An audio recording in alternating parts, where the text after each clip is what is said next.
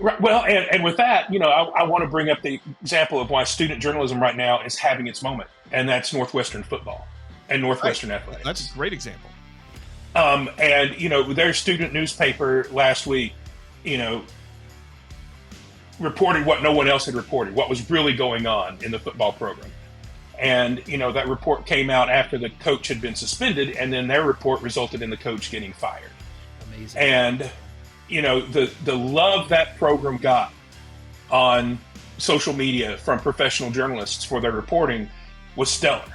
And the tweet that I retweeted and praised most of all came from Pat Forty, which was, colleges, fund your student journalism programs. And he retweeted their link, and I'm like, damn straight, fund our programs.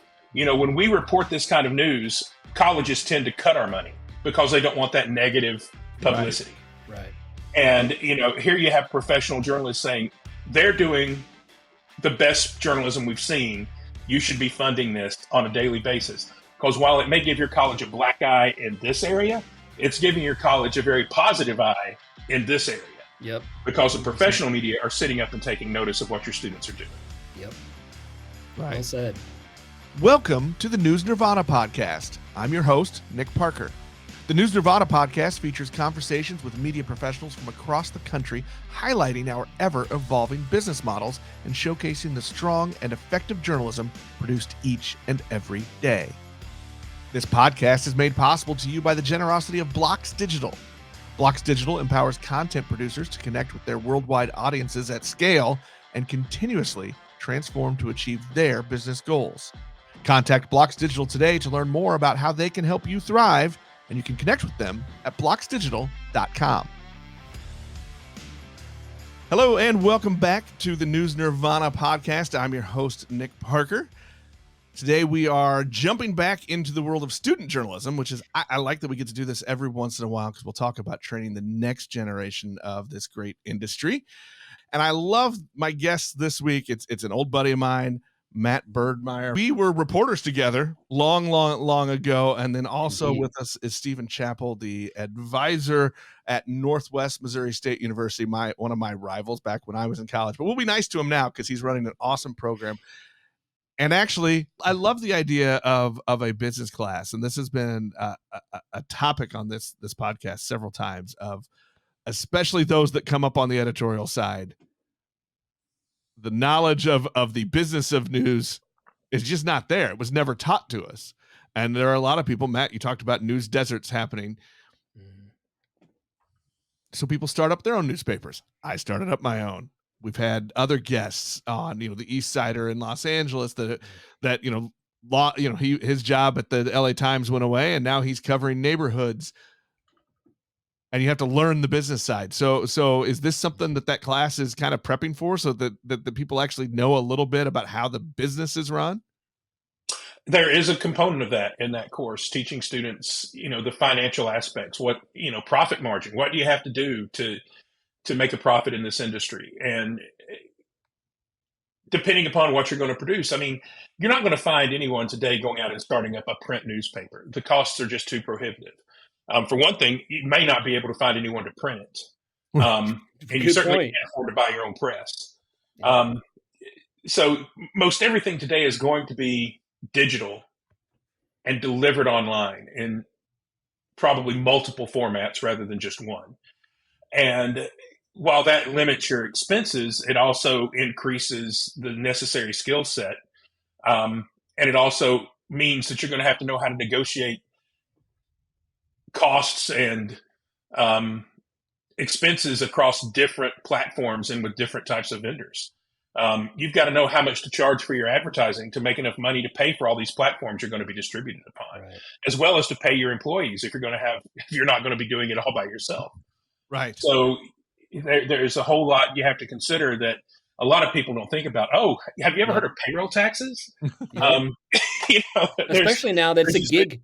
It's gig kind of based now. There's tons of freelance going on, and we need to tell these kids, hey, freelance is huge. Set some stuff aside for taxes at the end. And I think National Geographic, didn't they just eliminate all of their full-time writers, and now it's all freelance kind of thing? Yep. It's insane. But you can make a pretty good living. You just have to be savvy, and network and be interesting and compelling. Yeah. In addition to being a great storyteller, you have to be a business person. Yep. Right. Because freelancing is a business. Right. Yeah. And if you're going to do freelancing, you've got to know all of that tax stuff. You've got to know all of that business stuff, because you're going to get hit hard at the end of the year when Oh my gosh. you've Right. spent all of your freelance income on your living expenses, and suddenly you have nothing to pay the IRS. Right.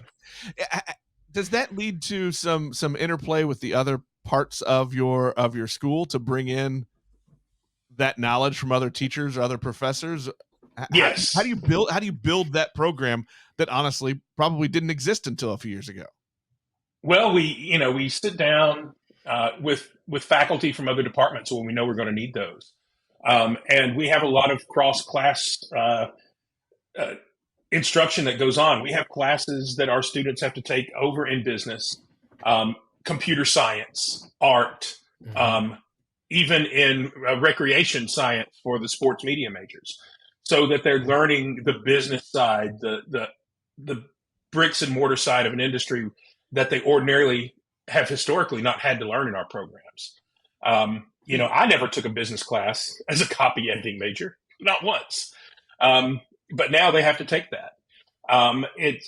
It's how we get them through the program. And then there's, when we have a module on something like that one of our faculty aren't very strong in, then a faculty member from another area of campus who is strong in that guest lectures in that, and helps present that material. But and then, we even have some classes that are completely team taught as a result of that. So I'm part of an advertising class that is team taught with faculty from art, computer science, and business. Oh, that's awesome. So, I think that's another topic we've talked about a lot, that I think it's important. When we all first came in, there was a giant brick wall between advertising and editorial, right? And now it's I call it a thin veil.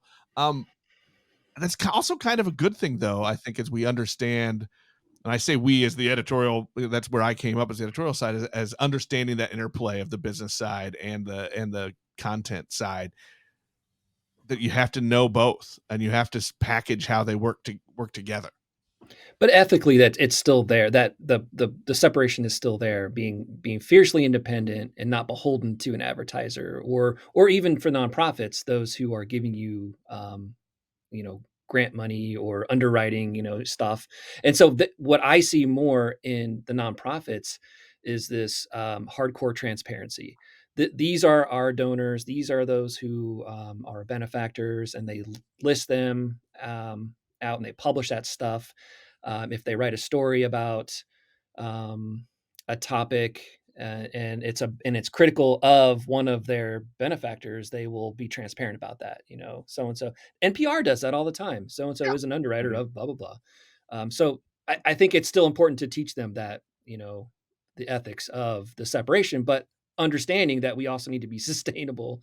It is still a business, and we still need to pay you guys. Right. And that's where it goes back to telling these kids they have value, and there is value in news. Early on, newspapers were slow to go online and have websites, and when they did, when we did go online, it was just boom, here it is for free, and we totally screwed the pooch on that, right? Yeah. And now people expect news for free, and it costs money to make this stuff, Well, I think some of that too is learning to recognize, hey, I'm working on this package. This would be a great thing for someone in the community to sponsor. Right. Like, it can still be independent and journalistic, but recognizing that it's something that a local business might want to be a part of and help you, deliver that package in the best way. Yeah, so I did go back. For student, go ahead.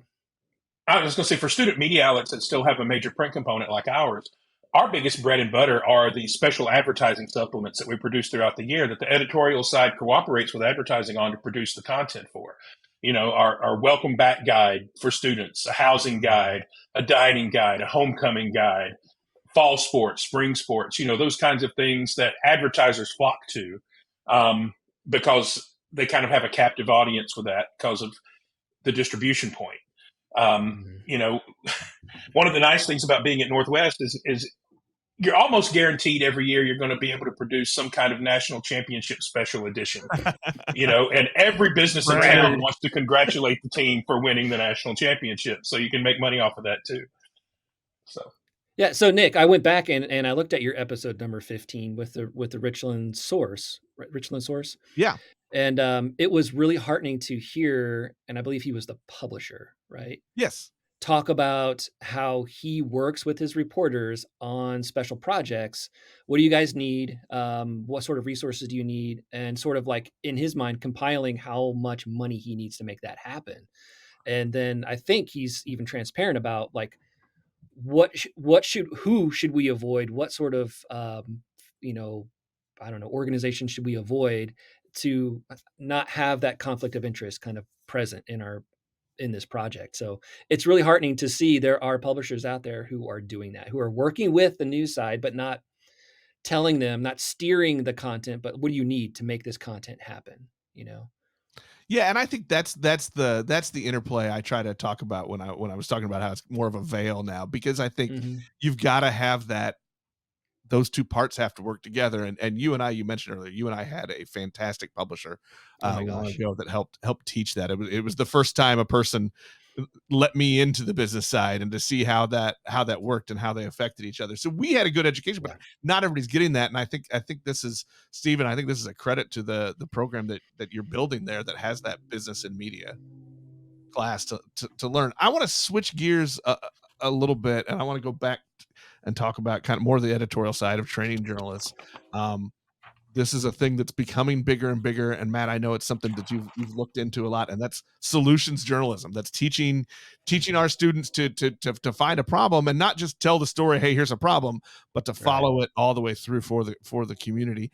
How are you approaching that? Because it's a hard thing to learn how to cover and It report. it's interesting because it's nothing new. You know, everything about solutions journalism already it has existed forever. It's enterprise reporting, it's investigative reporting. It's just and it's filling in the gaps. You know, if you turn in a story and your editor is like, this isn't finished, you know, there are some gaps here. That's what solutions journalism is. It's turning in a story and it's just talking about the problem. You know, this problem focused kind of stuff that has been ingrained in us, like this system is broken, it doesn't work, the end. No, it's this solutions oriented journalism is this is broken. And you know what? I reached out across state lines and found a nonprofit somewhere that was addressing this problem. And so I feel like the Solutions Journalism Network um, has a tough road to climb in terms of like getting buy-in from old school editors and reporters who are problem oriented and who look at solutions journalism as just like fluff, that it's just hero worship. We're just worshiping these people who are doing great things, but it's not, man. It's enterprising. It's finding your own stories, finding the problems, identifying the problems, but then finish the story. How have people addressed this problem? There on the Solutions Journalism Network website, there was a video of a guy. He was an investigative reporter in Portland, and now he's a teacher. Now he's teaching journalism, and he was talking about the local officials were kind of beside themselves with this opioid problem. People were overdosing on opioids, and oh gosh, we don't know what to do about it. And he said, "Hey guys," in his newsroom, find out what other people are doing about this. And a reporter came back with a story about Narcan. And Narcan is this magic drug. It's amazing. You spray it up the nose when somebody is overdosing and it brings them back to life like that. But I think in Oregon, the problem was it had to be administered by like a physician or something. Mm-hmm. But this reporter found that other states were allowing wider use of Narcan, and that influenced the legislature in Oregon to change the law. So here's the problem: people are overdosing. It's terrible. Okay, what are people doing about it? How are others doing it better? I mean, that's where kind of the solutions journalism lives. You know, these four pillars. There's a response to the problem. How does it work? What is the evidence? What is the impact? What is the insight? How can other people replicate this thing? And then what are the limitations? It's not a magic bullet solution, and it's not fluff. It's not hero worship. Um, It's good investigative, enterprising journalism. It's like I said, it's something that's existed forever. It's just framing it differently, and it's how you pitch it to those editors who feel like that's somebody else is doing this. This isn't happening in our community. Why is this news here? Why is it news now? Well, boss, it's because we got a problem, and this is how others have solved it, and we need to help empower people um, to solve that. And it's not only empowering people to solve problems; it's getting people interested in the news again. It's so negative. I don't want to read the news because it's just about how people are dying from opioid deaths. Versus at the water cooler, oh my God, did you read that story about how people are being saved? How these communities are um, solving gun violence in our neighborhood. It's interesting. As educators, how are you teaching that skill set to tell a story that way, or is it more you're trying to recognize the student that's kind of got it ingrained?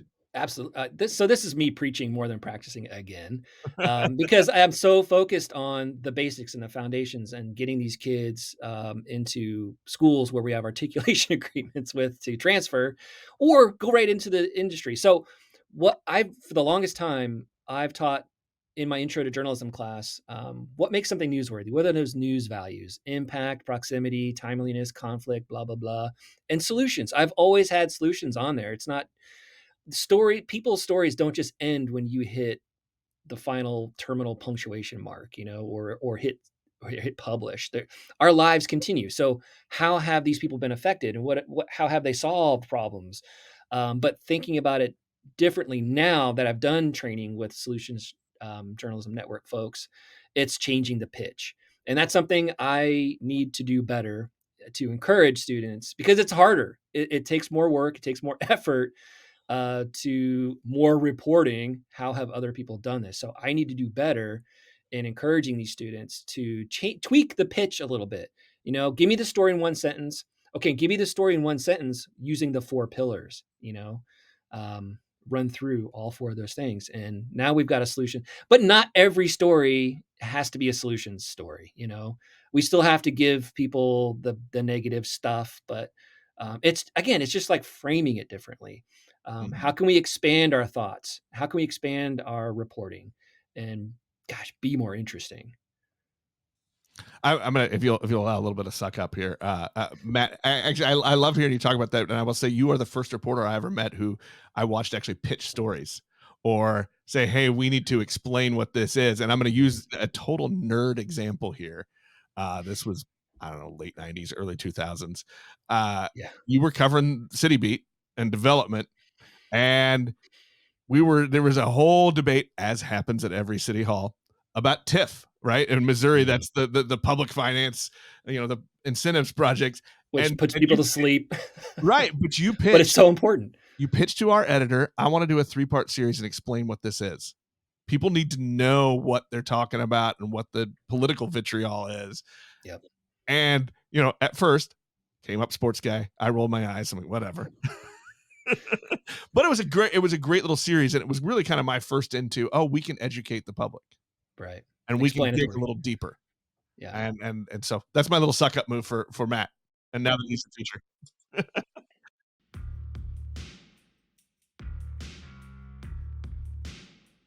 The News Nirvana podcast is made possible by the generosity of Blocks Digital. Blocks Digital empowers content producers to connect with their worldwide audiences at scale and continuously transform to achieve their business goals. Contact Blocks Digital today to learn more about how they can help you thrive. Connect with them at blocksdigital.com. I think it's something that is becoming more and more important because there are more and more bigger, complex problems that journalists need to make people aware of. But people are so split and divided about what they want to read, and they don't want to read anything negative anymore. You know, I find it difficult to get my students focused on what I think is important. When I ask my student what happened in the news yesterday, they'll tell me about Khloe Kardashian and Kim Kardashian and all these other Instagram people that I've never even heard of. And I'm like, what does that have to do with your life? Well, it's all I watch. And I'm like, how is that going to impact you tomorrow? Are you aware that the city just raised the sales tax 3%? The next time you buy groceries, it's going to cost you this much. And they're like, Oh, yeah, I guess that's important. or potentially drive Um, people out of your community to go shop elsewhere, and then your favorite right. stores Yeah. close. Um, well, the advantage of being in Maryville is they can raise the taxes here as long as it costs more to drive to St. Joseph than it does to pay the tax. They'll stay here and shop. Yeah. But for solutions journalism on campus, I was thinking of some examples that my students have done. Um, we had a student with a disability in our program who needed a wheelchair. And one day she was in the newsroom and just mentioned, one thing that I'm getting irked about is every time I go to a building, half the time I can't get in because the push button doesn't work to open the door. And so the news editor popped up and she said, let's walk to every building on campus right now and see which ones you can get in and which ones you can't. That's awesome. And That is awesome. we did an interactive campus map that showed every door that day that worked and every door that didn't, and interviewed the other 3 students on campus who were also wheelchair bound and talked about their struggles and how difficult it was to keep those doors functioning on campus. And then one of them mentioned the fact, and whenever I go to this building, the elevator never works. And they keep having to move my class from the 3rd floor to the 1st floor because they don't care about the elevator. And, once we ran the story, suddenly that elevator was fixed within 2 weeks. And we ran a follow-up story, 3 weeks later, which doors were still working, which doors weren't, was the elevator fixed? And, boom, we had some solutions because it became an elevated issue beyond just 3 individuals who were impacted more than others. Then we did a similar one. We were like, what are some other stories like that we could do? And then one of the female students in the newsroom said, I don't feel safe walking around campus because it's so dark in all these areas. And so we're like, well, let's take a look. And what we found out was those areas were dark, not because they weren't lit, but because the bulbs were out in the street lamps that were on those sidewalks. And so we did a map of every street lamp on campus. And we had a team of students go out one night and mark every street light that didn't work. Wow. That is awesome. And within 2 weeks, there's maintenance workers in the day out putting in new light bulbs everywhere. And that became the follow-up story. Yeah. I think those lessons are great for veteran reporters and editors too. You get a chance to do a lot of that when you're in school, but to remember to pay attention to the conversations in your community and those things that aren't, at the top of the agenda on whatever beat you're covering, right? Yeah. But it's not a one-way road. I think, Nick, when we came up through newspapers, it was kind of a one-way road. It was us pushing news out to people. And that the gal from the Richland Source said something really awesome during your interview. That was a really great interview, by the way. Thank you. What did she say? Mutual suck-up. Yes. It's journalism with our community versus journalism to our community. And finding ways to engage with people is so important. And I feel like that's not new either. If you look at, it's a newer book on ethics, Kelly McBride and Tom Rosenthal, The New Ethics of Journalism. One of their tenets is engage community as an end rather than as a means. So minimize harm, act independently, yes, but get to know them. What do they need? What information do they need to make informed decisions, to have a good quality of life? And that's where folks like the City Bureau in Chicago, and I'm going to toot their horn again, Outlier Media live. They have these open newsrooms, these programs where they bring people in. They have a moderator from the community, like, what's on your mind? What's happening? Outlier Media, they have a SMS service. You sign up for their text alerts. You can text reporters, and then you can sign up for these text alerts. They push out stuff to you that you need about housing, new development, utilities, and things like that. When I was an intern with the St. Louis Beacon, as I was getting my master's degree, when was that? 2011, 2012, something like that. The St. Louis Beacon was this nonprofit, online-only nonprofit news organization, and they had these things called Beacon and Eggs, and Love it. Yeah, and an after hours deal. And it was just, they weren't covering it. They weren't there as like reporters. They were there to listen. They bring the community in, what's on your mind, and that informs their coverage, versus just a one-way road. Here we're pushing stuff to you. The community is the agenda. They live in it. They need to tell us what's going on. I feel like, to me, that's the best part of social media. And I am not a great social media manager. I'm really not awesome at pushing out my stuff. But what I love about it is paying attention to the groups and the other things that are happening there to see what's my community talking about. What do they think is the important conversation? And my response might be just to chime in and dig deeper, or it might be, why are they talking about that? Shouldn't they really be talking about this? What are the real things going on? But just that's a great way to keep tabs on what people are talking about in your community, what they think is important. 100%. And so that's something I kind of drill into my student media kids is don't shovel. For the longest time, it was the problem with newspapers and websites was they were just shoveling stuff from the newspaper onto the website. And now it's shoveling stuff from the newspaper to the website to social media. It all looks the same. So instead, how about 60% of stuff that we post on social media is curated? That we pay attention to what downtown Main Street is posting on their socials, what the city is posting, what Parks and Rec is, all of these different agencies, what are they posting? And then sharing it or retweeting or whatever platform it is and commenting on it. Hey, Main Street has a program Friday night, blank. And then you become the authority. You become that outlet that people look to for what is Main Street talking about versus just Main Street. You know what I'm saying? Mm-hmm. So 60% is curated, 30% is owned.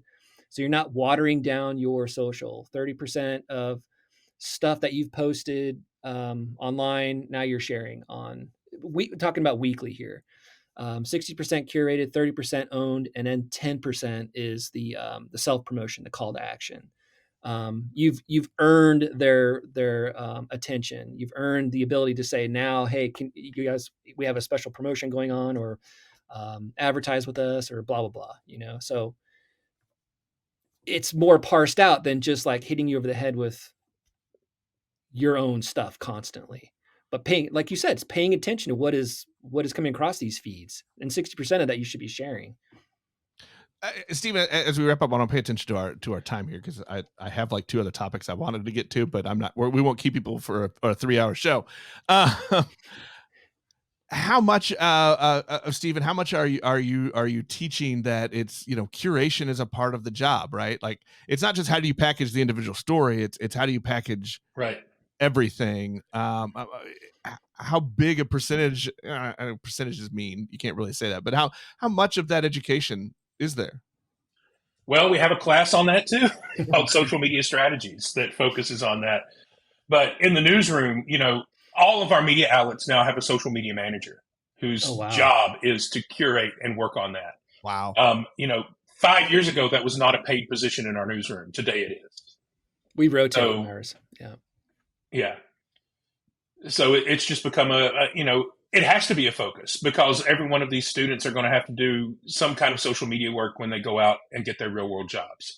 It may be their full-time job, it may be their part-time job, or it may just be embedded in whatever their job description is, but they're going to have to do social media. And several of my best reporters have landed their first jobs in large part because of how well they handled social media as a student. Their social media feeds were so popular that it helped get them their first job.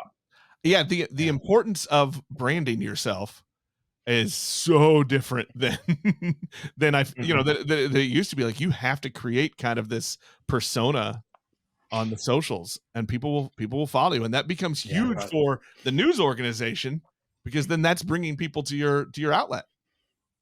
Yeah, and I think that's where what Gawker, got its start, and having these brands of being outlandish, and getting traffic, and that's outside of what we should be talking about, because it was outlandish and ridiculous. But you know what? It brought in investors like nobody's business, and then got them in a lot of trouble later on. But you talk about sports coverage, right? Like, think of the big sports writers; they are huge brands on Twitter, on Instagram, right? I mean, you follow those people because that's the thing you want to know about. And when they move outlets, you move outlets too, because that's where that person is. Threads, right? Now it's Yeah. Threads.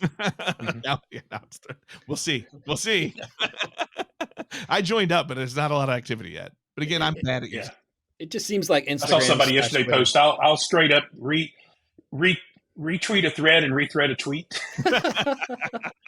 Well, what are your thoughts on the Athletic now being they purchased by the New York Times, and now the New York Times is laying off. I don't know if it's laying off, but it's shifting its sports department to the Athletic. Again, media The consolidation. Times said they weren't going to lay anyone off. So, but they trimmed 20 positions at the Athletic. Is that before that happened? Earlier this year, yeah. It'll be a slow decline. I think in some ways it makes sense. In some ways it's not surprising. I think the Athletic is, and Stephen, you mentioned earlier, it is a great product. I mean, there are Right. some fantastic storytellers in that organization, and that's the Times spent $500 million to buy it, Yeah. so they saw value in it. Well, and I think too, we're seeing an ability on the business side, like you are more sustainable if you are focused on a niche, right? So what they have done is said, okay, here's our sports niche, and we can pull from it to put into the Times. I don't know. I don't know that it's a horrible thing. It's shocking a little bit, but just because it's such a change at a major American institute of journalism, right? But it makes sense to me a little bit. I mean, I would think you feel bad for people who are going to move to different parts of the newspaper, but I think the possibility of the sports reporting getting even better is there too. So I don't know your optimism. I like your optimism. Well, good, because that's going to lead me to my final question for you guys. You have the students, you have the next generation for our business in your classrooms, in your student newsrooms. How do you feel about the future? Steve, you want to go first? No, wait, I don't want to follow. Let me go first. You follow me.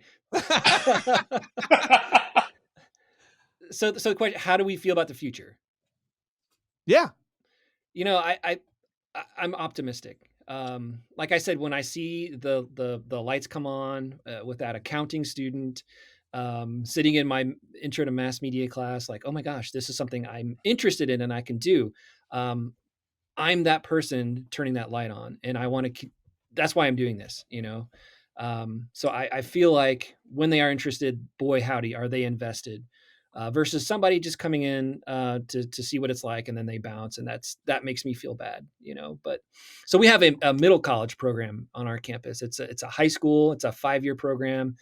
They get a diploma at the end and an associate degree at the end. Those kids are so bright, and when they come in, they are super committed, and I feel like it's catching. It's contagious. To some of the others who come in and aren't as committed, but then suddenly they're competing. We don't have a whole lot of interest in journalism, but I feel like it is sort of it's coming along. And if you show dedication to the paper, I will pay your way to New York City. Every spring, we go to the College Media Association conference in New York City, and that's like the big thing for these kids who sometimes never get out of our little town. So I don't know. I try to inspire them, and what I get in return is some really interesting content on our platforms.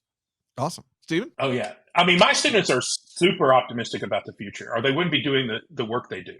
Yeah. They love journalism. They love media. It's what they want to do. Sometimes, what they want to do is not what I want them to do. But it's not about me, it's about them. Yep. So that's what the focus has to be. Yeah. As advisors for student media and members of College Media Association, Stephen and I follow their code of ethics, and as advisors, we're not editors, and it's a laboratory experience where they go in there. This is where they break their test tubes and what, you know what I mean? They go in and we allow them to make, it sounds terrible, but we allow them to make mistakes because they need to be fiercely independent. That's what it's like in the real world. We're not the editors. I had a conversation with somebody recently, and we were talking about hiring new people. And he said, this was a great line. I want to hire the one that's already done it and made all the mistakes. I don't want the one that comes out of school or out of another job perfectly trained. I want the one who's done it and screwed up, because they're going to have experience and stories Right. and a way to get through stuff. I'm not saying we let them sink. Yeah. We're there as advisors they know we're there, and and I'm sure, Stephen, you have this experience as well. They're constantly like, hey, should I do this? Should I do that? Who should I talk to? I absolutely love that. I will give them advice, and I say, use it how you see fit. I'm not telling you you should pursue this story, but guys, there's a big story here. Don't get scooped by the local daily. Right. Well, and with that, I want to bring up the example of why student journalism right now is having its moment, and that's Northwestern football and Northwestern athletics. That's a great example. And their student newspaper last week, reported what no one else had reported, what was really going on in the football program. And, that report came out after the coach had been suspended, and then their report resulted in the coach getting fired. Amazing. And, the love that program got on social media from professional journalists for their reporting was stellar. And, the tweet that I retweeted and praised most of all came from Pat Forty, which was, colleges, fund your student journalism programs. And, he retweeted their link. And, I'm like, damn straight, fund our programs. When we report this kind of news, colleges tend to cut our money because they don't want that negative publicity. Right. And, here you have professional journalists saying they're doing the best journalism we've seen. You should be funding this on a daily basis. Because while it may give your college a black eye in this area, it's giving your college a very positive eye in this area. Yep. Because the professional media are sitting up and taking notice of what your students are doing. Yep. Right. Well said. Well, and one of the hardest lessons to learn is to do that hard story and ask those questions, and then put out in the public the thing that's going to give whoever it is you're covering the black eye. Yeah. Well, and for student media in particular, to do that to sports is really hard. Mm-hmm. Because that athletic department will cut you off. Oh my God, it's insane. You're right. Yeah. It's already hard enough to talk to these college athletes, and you have to go through the sports information. Is this the case on your campus? You have to go through the SID in order to interview somebody, and if you don't, you're cut off. It's ridiculous. Right. Well, Stephen, Matt, hey, thank you guys so much. I appreciate it. I appreciate your insight into the college training of our student journalists and into the industry as well, and appreciate your work that you're doing. Thank you, guys. Hey, thanks for having us. Yeah, thanks for having us. That'll wrap us up for this episode. We'll talk to everybody next time. The News Nirvana podcast is available on Apple Podcasts, Google Podcasts, Spotify, or most any of your favorite podcast apps. The News Nirvana podcast is made possible by the generosity of Blocks Digital. Connect with them at blocksdigital.com. The News Nirvana podcast is produced by Fredcasts. Think, speak, act,